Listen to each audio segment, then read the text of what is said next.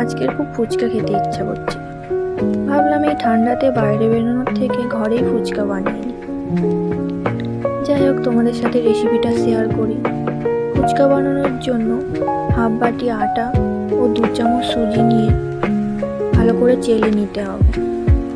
এরপর পরিমাণ মতো নুন ও সাদা তেল দিয়ে ভালো করে মিশিয়ে নিতে হবে।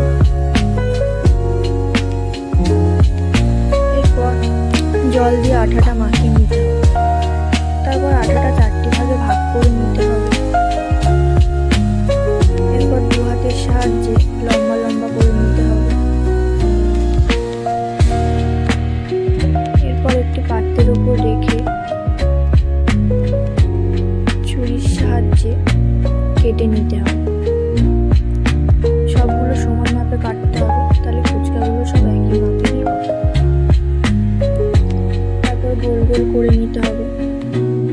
এরপর ওপর দিয়ে একটু আটা ছড়িয়ে দিয়ে মাখিয়ে নিতে হবে, যাতে একে অপরের সাথে লেগে না যায়, জড়িয়ে না যায়। তারপর আলতো হাতে বেলে নিতে হবে। বেশি চেপে বেলা যাবে না, আলতো হাতে বেলতে হবে। এরপর একটু প্লাস্টিকের মধ্যে রেখে দিতে হবে, আর উপর থেকে আরেকটি প্লাস্টিক চাপা দিতে হবে, যাতে হাওয়া না লাগে। হাওয়া লাগলে কিন্তু ফুচকাগুলো ফুলবে না। তারপর ছাঁকা তেলে ভেজে নিতে হবে। এখানে কিন্তু ফুচকাগুলো ছাঁকা তেলে ভাজতে হবে। ছাঁকা তেলে ভাজলে ভালো করে ফুলবে। এখানে দেখুন আমি ছাঁকা তেলে ভেজেছি। ছাঁকা তেলে ভাজছে ফুচকাগুলো কি সুন্দর ফুলছে।